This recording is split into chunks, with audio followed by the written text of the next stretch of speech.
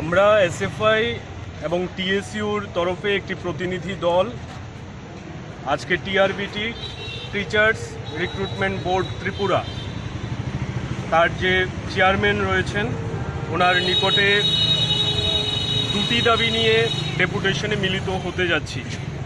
আমরা লক্ষ্য করছি 2022 সালের 5ই নভেম্বরের পর টিআরবিটি কোনো ধরনের টেট পরীক্ষা নেয়ার নোটিফিকেশন করেনি।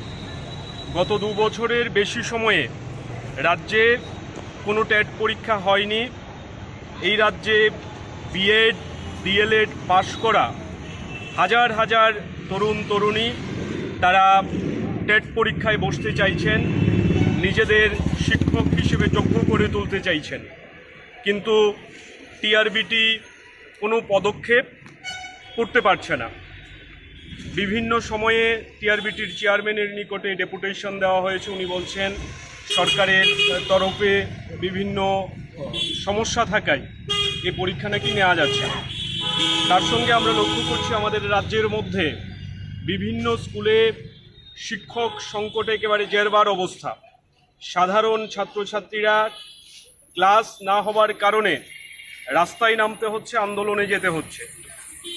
এরকম ভয়ঙ্কর পরিস্থিতিতে আজকে আমাদের রাজ্যের মধ্যে ইতিপূর্বে যারা টেট পরীক্ষায় উত্তীর্ণ হয়েছেন তাদেরকেও নিয়োগ দেওয়া হচ্ছে না।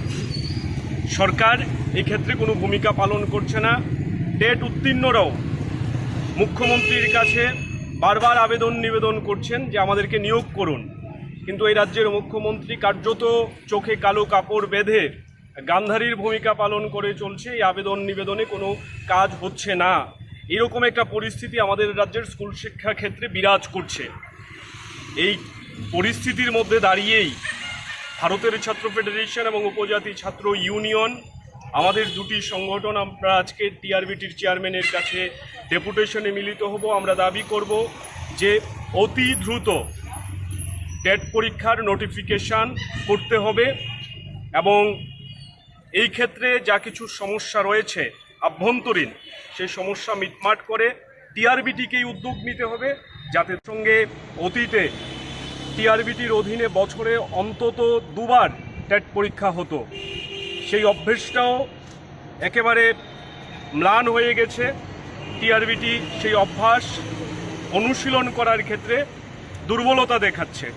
আমাদের দাবি থাকবে যে ন্যূনতম বছরে 2 বার টেট পরীক্ষা যাতে নিশ্চিত করা হয়। এই দুটি দাবি নিয়ে চেয়ারম্যানের সাথে আমরা দেখা করব, আমরা কথা বলবো। আমাদের দাবি যদি নির্দিষ্ট সময়ের মধ্যে পূরণ না হয় তবে আমরা আগামী দিনে আরও বড় পরিসরে আন্দোলন গড়ে তোলার জন্য প্রস্তুতি নেব।